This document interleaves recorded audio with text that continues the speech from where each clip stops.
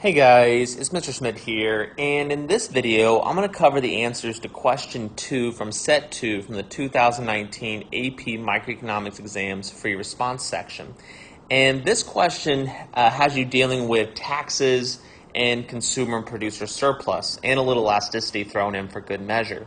So we have hats, and they're produced in a perfectly competitive industry, and the government puts this tax on the hats, the sale of hats. And so for A1, it wants to know the after-tax price paid by consumers and the after-tax quantity.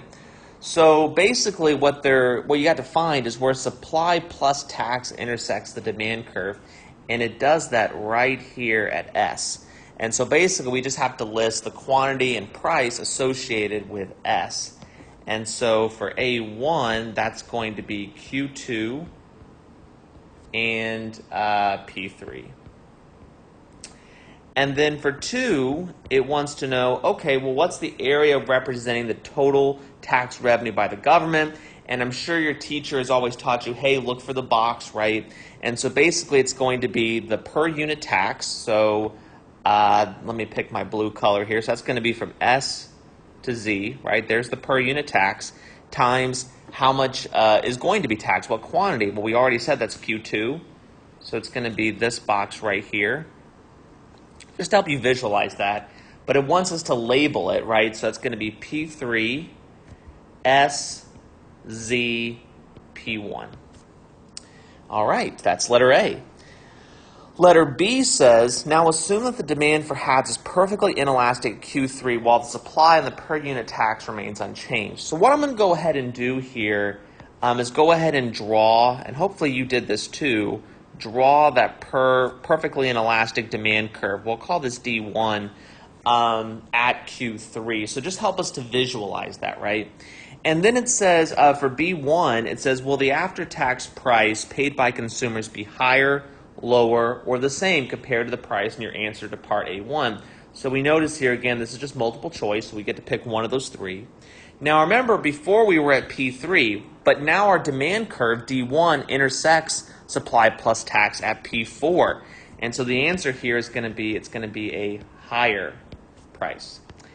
And then for B2, it says, will the total tax revenue received by the government be higher, lower, or the same compared to the tax revenue in your answer to part A2? So now they're having us compare quantities. Before, Q2 was what was being taxed. Now it's Q3. So we're going to multiply that per unit tax by a greater quantity, and therefore total tax revenue is going to be higher because a greater quantity is sold. And that's the answer to B. For letter C, it says, if the demand for hats remains perfectly inelastic at Q3 and the per unit sales tax is reduced, will producer surplus increase, decrease, or stay the same, and explain? So again, multiple choice here, and the answer for this one is going to be stay the same. Now, why is that?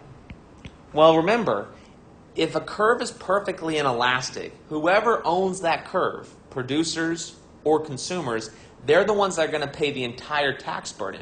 Because if you think about what inelastic means, it means you don't really care that much about the price. You're willing to still buy that quantity regardless of the price. And therefore, you're going to continue to be taxed because you're going to keep buying the quantity. So the answer here is stay the same because